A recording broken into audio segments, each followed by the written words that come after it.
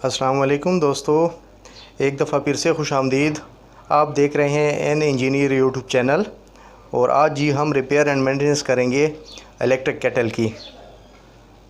जैसा कि आप लोग जानते हैं कि इलेक्ट्रिक केटल जो है ये पानी को गर्म करने या चाय बनाने के काम आता है। तो रूटीन के मुताबिक हम पहले इसको चेक करेंगे। इसमें मसला ये है कि ये काम नहीं कर रही, यानी पानी को गर्म नहीं कर रही। तो पहले हम सीरीज़ लैम्प से इसको चेक करेंगे कि इसमें क्या मसला है। तो ये सीरीज़ लैम्प के साथ ये देखें, ये इसका मेन स्विच ये काम नहीं कर रहा। तो जल्दी से हम तरतीब से चलेंगे। तरतीब से चलने का पहला काम ये है कि आप स्विच को चेक कर लें कि स्विच में उसकी केबलें तो ठीक लगी हुई है। पहले स्विच को चेक करोगे। स्विच को चेक करने के बाद अगर फ़र्ज़ के लिए आपको लगता है कि स्विच ठीक है, तो उसके बाद फिर उसका ये बेस होता है जिसमें इसकी सप्लाई आती है। तो हम इसके बेस को भी चेक करेंगे। ये 3 स्क्रू इसके ऊपर लगे हुए हैं। ये स्क्रू हम जल्दी से खोल लेते हैं। ये स्क्रू हम जल्दी से खोल लेते हैं।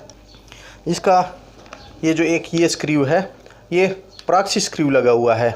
प्रॉक्सी स्क्रू का मतलब ये होता है कि ये इसका एक अपना मखसूस स्क्रू ड्राइवर होता है, उसके साथ आप खोलोगे। नॉर्मल आप नहीं खोल सकते।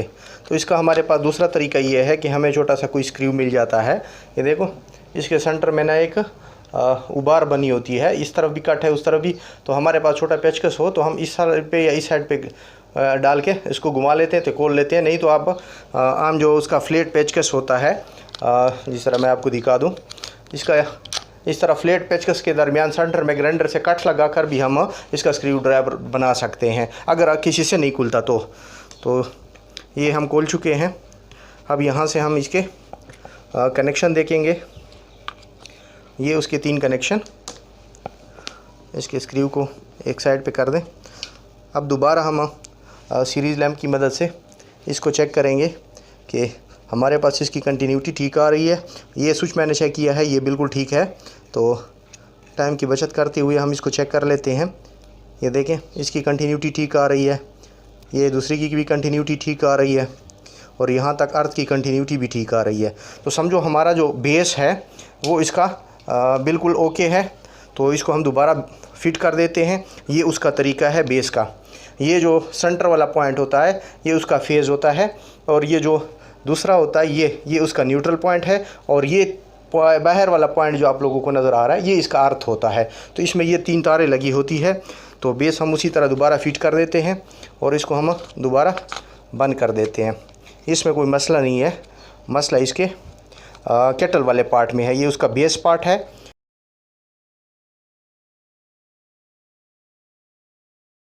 कोशिश करें कि जिस तरीके से आप इसको मज़बूती से फिट कर सकते हो तो उसका फ़ायदा होगा, क्योंकि ये फिर बार बार खोलने से या लूज़ होने से ये ख़राब भी होती है। तो कोशिश करें कि उसको उसी तरह टाइट कर लें मज़बूती के साथ, और उसके स्क्रू वगैरह पक्के बंद कर दें।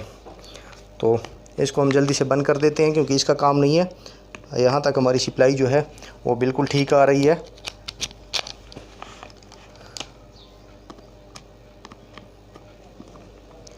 ये इसके हमें ये स्क्रू वापस बंद कर देते हैं।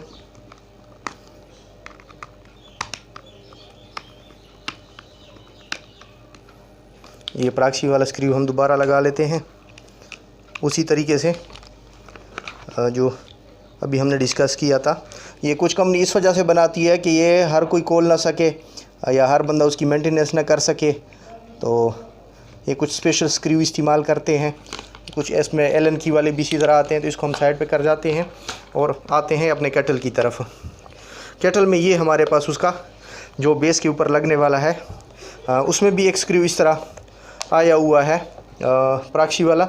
आप लोगों की टाइम की बचत के लिए मैंने इसको थोड़े लूज़ रखे हुए हैं। जल्दी से मैं इसको खोल लेता हूँ।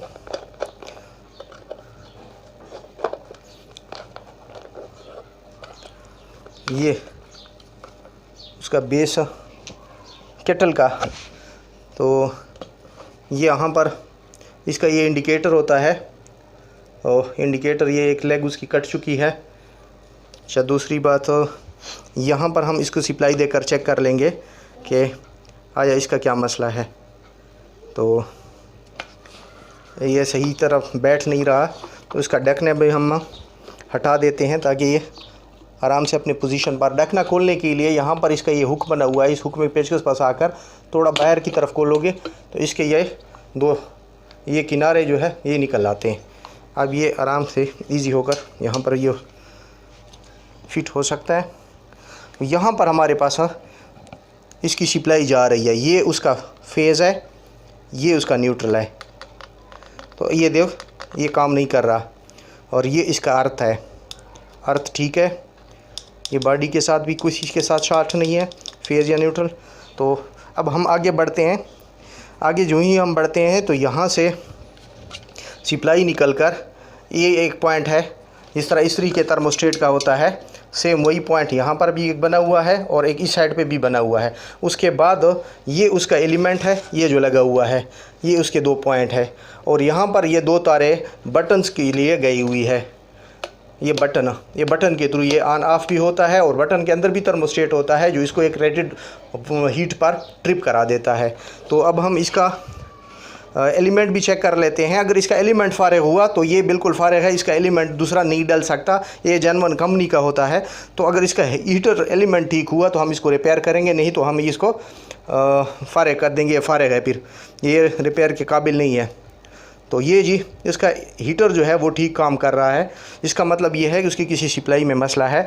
तो इसको हम स्टेप बाय स्टेप चेक कर लेते हैं कि यहाँ तक इसकी ये जो केबल आउट हो रही है थर्मोस्टेट से, और यहाँ जो इन हो रही है ये फेज़, इसका मतलब है इसका ये फेज़ ठीक आउट हो रहा है। और हम इसको बटन के थ्रू भी देख लेते हैं, बटन ऑन करके, कि बटन से भी ये रिवर्स हीटर को मिलता है कि नहीं। तो यहाँ से ये हीटर इसका मतलब है ठीक है, ऊपर वाला बटन भी ठीक है। तो न्यूट्रल हम देख लेते हैं इसका, या दूसरा पॉइंट उसका देख लेते हैं, वो दूसरा पॉइंट जो है वो काम नहीं कर रहा। तो उसमें मेन मसला जो होता है, ये जो कार्बन दोनों लगे हुए हैं उसमें थर्मोस्टेट में, इसमें कार्बन आ जाता है दोनों पॉइंटों को। तो दोनों पॉइंटों को हम जल्दी से रेगमाल के थ्रू साफ़ कर जाते हैं। तो दोबारा आते हैं अपनी वीडियो की तरफ, मैं जल्दी से इसको रेगमाल के थ्रू क्लियर कर देता हूँ।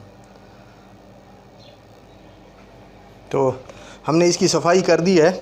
इसके पॉइंट को साफ़ करने के लिए आपके पास कोई पतले नंबर का कोई भी इस तरह रेगमाल का पीस लेकर उसके छोटा टुकड़ा बनाकर उससे आप इनकी सफाई कर सकते हैं।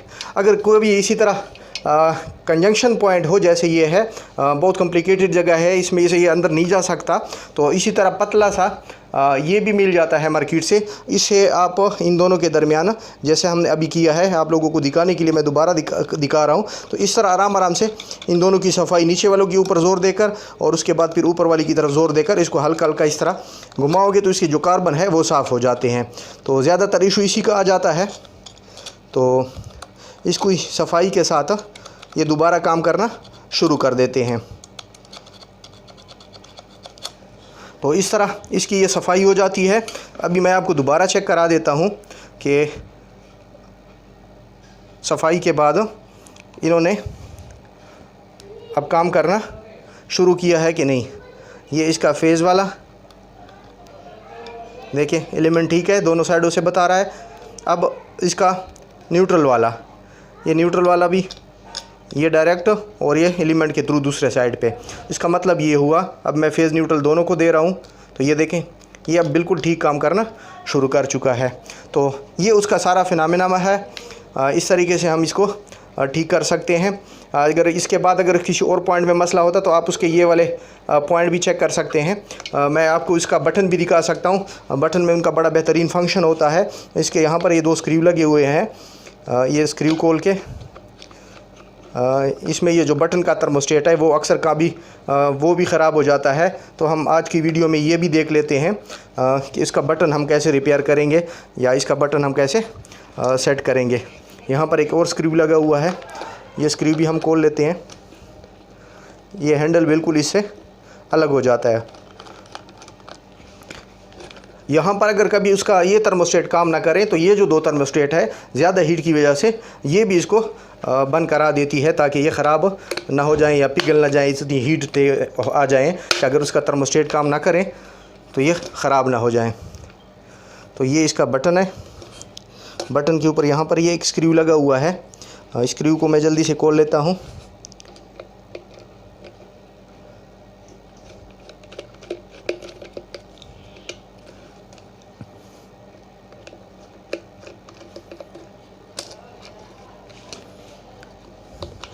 इन केबलों की अपनी ग्रू बने हुए हैं, इन केबलों को निकाल कर ये उसका पॉइंट है,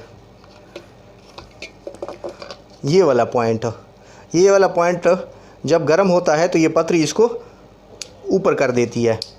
इस तरह मैं आपको एक दफ़ा लाइटर की मदद से दिखा भी दे देता हूँ कि ये अब हम ऑन कर लेते हैं। इस पतरी को अब अगर आप हीट कर लें, इसको चेक करने का तरीका ये है, ये देखें, ये मैं इसको ऑन कर देता हूँ तो ये इसको चेक करने का तरीका है।